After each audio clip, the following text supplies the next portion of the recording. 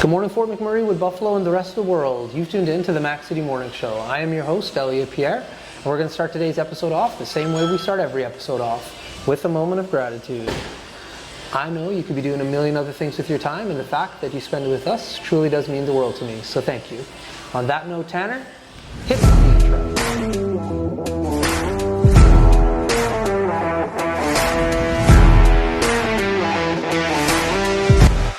How's it going, you guys? It's Jake White, JJW, coming at you from Norrell Toyota in Fort McMurray. Just wanted to say hi and come on down, check the place out. Hi, my name's Richard. I'm the service manager here at Norrell Toyota. Hi there, I'm Adam. I'm here at Norrell Toyota. I'm a product advisor. Hi, I'm Cass. I'm the appointment coordinator. Happy to help you. Hey, it's Keith Simpson here. I'm the general manager of Norrell Toyota, soon to be Fort McMurray Toyota. Pretty excited for our new dealership. As you've seen, you met all my staff. These guys are all my family. We're here to take care of you. Come on down and be part of our family. And we are back. Big shout out to Norrell Toyota, our title sponsor for today's episode. We really do appreciate your ongoing support. As everybody at home knows, I do not introduce my guests because they can do a better job of that than myself. So can you please tell everybody at home who you are and what you're about? I'm Ruby, and I'm one of the part owner of the Sherty here in Fort Mac. Okay, so tell me about Sherty. What is this place all about? It's a place for bubble tea and milk teas, and it originated from Taiwan in 1992. Okay. And it has so many branches worldwide. All right. And so how did you hear about this restaurant? Were you going to it before, or? It's like when I was still working in Middle East, I tried the first milk tea in their first branch in Dubai. Oh. And I really liked it. So when I came here in Canada, one of my co-worker planned to open up a franchise for milk tea. So this is it. This is it. So we're at that time when your friend decided to open a franchise. Did you say, "Hey, I know of one," or how did that all come to fruition? It's we saw it in Facebook. Yeah. Somebody advertised if somebody wants to open a franchise here in Alberta. Okay. Nice. Right on. And so how long has this franchise been open for? Almost to this July. Okay. We opened last 2022 Canada Day. All right. And I know personally I come here often for your guys' matcha. It's amazing. And some of your treats. Can you explain some of the treats that you have there? Our best seller here is the pork and shrimp siomai. Yeah. And we have the Japanese siomai, we have pork barbecue steam bun, we have egg yolk steam bun, and cheese custard steam bun. Yeah. I'll be trying some before I leave. I know Tanner will have some too. So, in regards to yourself, how long have you been in Fort McMurray for? Almost 10. 10 years? Yeah, I was here 2014.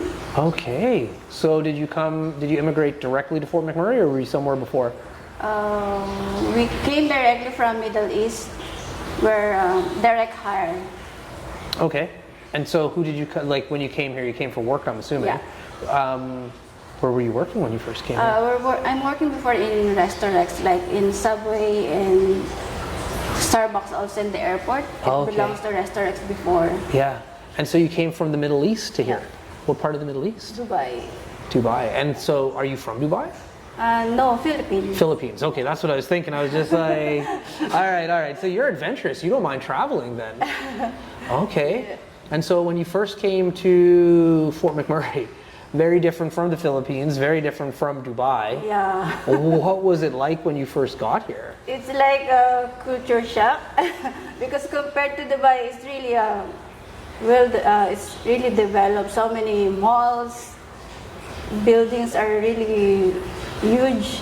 Mm-hmm. And suddenly I came here, my God, the temperature is it's hard to adjust. Like from 50 degrees Celsius, the temperature there, and coming here, negative 40. Yeah. Did you come in the winter? When did you arrive? April. Okay. 14. So it wasn't the dead of winter. So you had some form of warm transition. Yeah. And then the winter hit. Were you ready for it? No. It's like I want to go back to. Yeah. So I like to talk to immigrants like my parents about the winter when they first experienced it, because my mom, she moved to Canada in the mid 70s. She didn't even know snow because she's from South America. So when she first saw it, she was just like, this is horrifying. Yeah. And so for yourself, like, you obviously were aware of what snow was and like cold temperatures, but we get cold here. So what was that like for you? It's really hard to adjust. Like every time the winter comes, you will get cold, flu, and you cannot go outside most of the time. Yeah. Like from work, going home. So you haven't picked up any winter activities yet? Yeah. No skating, no skiing, no snowboarding. You're just inside. Yeah. Yeah, my father's the same way. My mom is hardcore. She snowshoes, she cross-country skis. She really embraced the winter. But my father, nope. He moved here in 1977. So he's been here for a long time. Yeah. And still, when it comes to the winter, he's just like, I'll go out and I'll like shovel the driveway if I have to.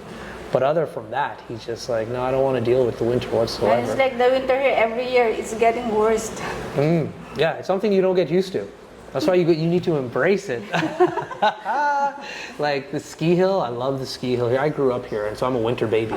So I'm a little bit accustomed to the cold, but I could understand from the warm climates that you came to. Yeah. No. So what brought you from the Philippines to Dubai? Work. Yeah, what kind of work? Oh, so many. Yeah. I work first in like Levi's shop. Cool. Yeah, and then after that I work in Starbucks Okay. like for 10 years. Okay. Yeah, I started from barista going to like store manager. Oh, that's awesome. So what do you feel are the differences between, like, okay, you're a barista, store manager in Dubai, and now you're doing something similar, not with coffee necessarily, but same form of industry. What are the differences you see from Fort McMurray to Dubai? In terms of Anything, like clients, like customer service, obviously, like drink preferences must be completely different. for like in Dubai, work-wise, it's like they're really particular in the training of the staff. Like they're really putting a like schedule, like for 1 month you're only on training before they will put you on like hands-on. Right. Unlike here, when I came to here in Fort Mac, like on the spot, like maybe only 2 days or 3 days training and Get to work. yeah. Yeah, get to work. Yeah, it's completely, like, that's a big thing. Like, Yeah. it shocks a lot of people. I used to be in human resources, and I'd hire somebody, and we'd put them through the training Yeah. process. And like you said, normally it's pretty short. Like, if you're going out to site, you need to get all, like, the safety orientations and stuff, so that takes a little bit longer. But to actually, like, just get the training for the job in itself, it's like, no, we hired you to do a job. Yeah. Get to work. So let's double back and talk about Levi's for a second. I only wear Levi's jeans. Like, that's the only jeans I wear forever. I'm talking like when I was in when I was an adolescent even. My mom used to buy Levi's when I was a kid. I was a teenager, I bought Levi's. I've tried other things, but then after a while you're just like, just Levi's. So let me hear about Levi's in Dubai. What's that like? We're selling always like jeans, shirts, polo shirts, everything. And most of the items, they're coming from like Mexico. Okay. Yeah. And compare like the quality, like there's also Levi's in Meganda in Philippines, but in terms of quality, it's different. Like they're more long lasting. Yeah, yeah. So the higher quality of Yeah. denim goes to Dubai then. Yeah. Interesting.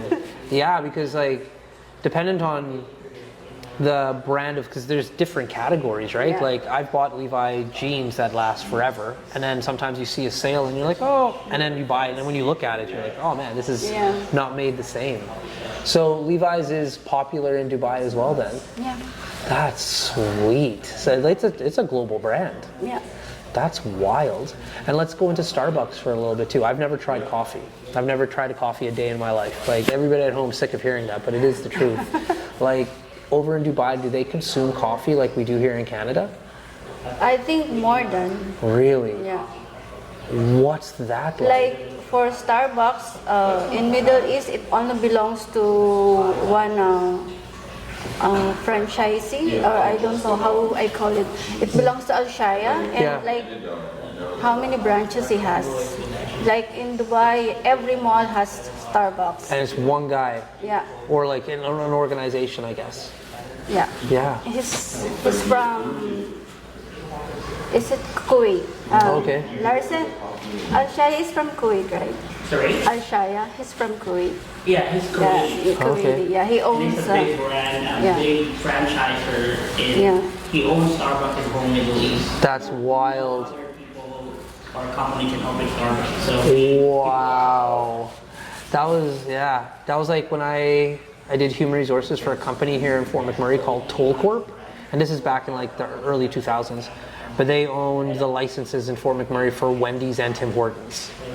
And so it was just like that one organization that owned that. And like, well, you see Wendy's and Tim Hortons in Fort McMurray, it's like, it's nuts. So, interesting. So, for 10 years, Yeah. whew. So in Dubai, my parents have been, I've had friends that have been there.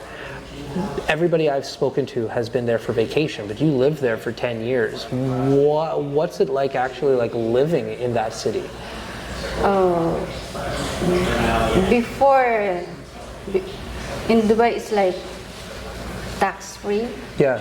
and cost of living is high when it comes to like rent and utilities. Okay. But for food, it's okay. The prices are good. Yeah. And the thing is, even if you stay there for like how many years, they don't have this residency. You just keep on renewing your work permit. Yeah. Yeah. Now I have a question about that. Just like this is a personal question. It can only come from like your insight. Is when you're living in a country and you know you can't get residency there, like what's the downside to that? Like from your point of view? Like you cannot bring your kids to stay with you. Oh. Education is really expensive. So when my friend invited us, we want to come here. So you can like actually like start roots in Canada where you can get residency versus over there. Interesting. Because I've never thought about it. Like I've never really delved into it. Japan is similar. Like there's certain places in Canada as well, like in Jasper. Like you can't buy a house in Jasper unless you live there for so long and prove that like I live here, I work here, I'm a resident here. You know what I mean? But you can still be a resident of Canada. But if you're in Dubai, oh, so that's what residency gets you. Interesting. And that's something you can never get as a non-citizen. Oh, wow, that's interesting. So when you had the opportunity to come to Canada, a friend just said, I have an opportunity, or were you like looking to come or leave Dubai, or how did that all transpire? Yeah, our friend invited us because they said they're hiring and they have this open LMIA. Yeah, So they sent it to us and we processed our papers. yeah, yeah. Come here. That's awesome, because like to get that, like I used to do paperwork for immigration for the company I used to work for. So like the NAFTA letters, if you're dealing with North America, the LMOs, if you're dealing with like, it's a lot. And so to get that opportunity is pretty awesome, Yeah. no doubt. So now that you're living in Fort McMurray, like what are the benefits? What are the things that you like about the community that you've been here now for so long? Fort McMurray is like everybody knows each other. The small community, like for us Filipinos, if we went in grocery, hey. Yeah. No, that's very right. When I was a kid, it was the same way. Fort McMurray was even smaller when I grew up here. But you'd go to like West Edmonton Mall and you'd see somebody from Fort McMurray, you'd be like, hey, how are you doing? And you wouldn't know their name necessarily, but you know their face, you know they're from Fort McMurray. They all look familiar, and when we came here, we usually heard that it's Fort McMahon. Yeah. Which is not always the case though. Like it is, what I love about Fort McMurray is whatever you want to do, you can do. The opportunity is there. Like today, if I decided I wanted to be a firefighter, for example, like I could go to Keanu, I could register, and like I could take the necessary steps to potentially be a firefighter one day. Same thing with an engineer, same thing with entrepreneur. Like you can do it in Fort McMurray. It's hard work. And the money's not always there. But what I do love about Fort McMurray is the opportunity to try something new is available. Yeah, and there's so many programs also that you can apply for, like can finance your education. So, do you have any children? Yeah. How many kids you got? Just one. Just one? How old? 17. 17? That's not a kid anymore, that's an adult. A boy or a girl? Oh boy. And if he's 17, he's still in high school or has he graduated? High school. Okay. Like going to grade 12. So does he have any idea what he wants to do after grade 12? He wants and he loves music. Okay. What does he play instruments? Does he sing? Does he DJ? Like what? He plays guitar and like piano, organ. Nice. So does he go to Holy Trinity then? Father Merck. Oh, Father Merck. That's where I went. Whoop, whoop, that's the one. So was your son born here or did he immigrate here with you? Immigrate. And how old was he when he came to Canada? 13. Oh, so 4 years. So he's still trying to like figure out the culture here. Like when he came, it wasn't like he was a teenager. He had to figure it out quick. Okay, that was a transition for him. And was English a language that he spoke prior to, or did he have to pick it up when he got here? It's like before he came here, he's already practicing with his classmates there. Oh, perfect. Yeah, so it was an easier transition for him then. Right on. Now, the reason this call got all lined up, as you spoke about before, is the Filipino community. It's pretty big here. So I was at one of their events. Were you at the event on Saturday at Club Rewind? No. Okay, there was a fundraiser for I think 3 women that are here in Fort McMurray that have cancer, so they're doing a fundraiser. And I saw the Filipino community really show up. I've heard about it, but I've never seen it before. Like, there's lots of you guys here. So why do you think so many immigrated to Fort McMurray? Because when I grew up here, there was like a few Filipino families for sure, but nothing in the volume that we currently have. I think because like most of the companies who's hiring, I heard they prefer Filipinos. Okay. Because like they are hardworking, and most of us here are like came here as a foreign worker. Right. And then suddenly we bring our families. Yeah.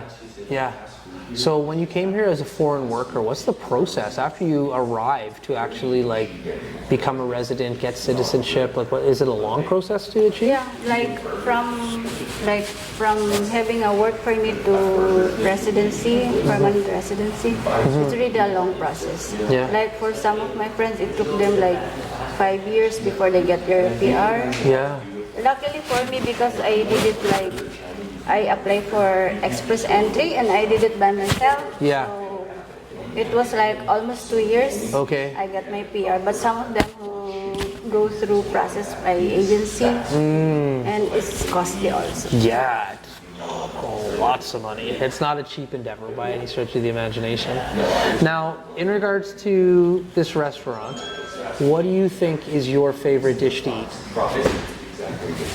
Favorite? Dish. Well, if you had to eat something, what's your favorite? I want the Japanese siomai. Okay. You didn't even blink. You knew that answer right away. Okay. And so what is good about that? Why is that dish your favorite? I like that. Like it comes with it's wrapped in a seaweed and sushi toppings, and a bit slight spicy. Okay. Like when you say spicy, Because are we talking like North American spice, or are we talking like immigrant spice? Yeah, that's right. Just light, like a mix of mayo and sriracha. Like Okay. So like mild then, because I like Mild, yeah. this guy right here loves spicy food. That's why I asked. And so every time we go somewhere ethnic, he surprises people. So that's why I'm asking: is it really hot or just kind of? Because we'll try it out nonetheless. Cool. Well, listen. Unfortunately, Tanner tapped his watch though, so that means we're out of time. But before I cut you loose, everybody gets a shameless shout out or plug. So you have the mic, the camera, the lights. Have fun.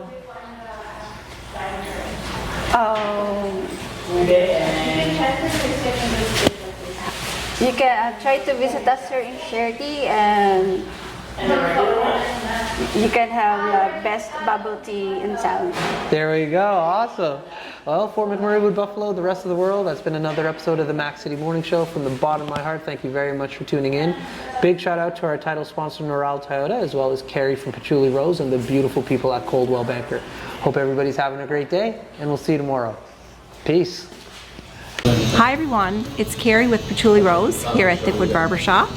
If you're wondering what to get your loved one this season for Valentine's Day, I make an all-natural anti-aging skin serum called Good Skin. It's good for men and women, and it's available for purchase here at the barbershop, downtown at the Corridor Shops and Events, and on my website. Thank you for your support.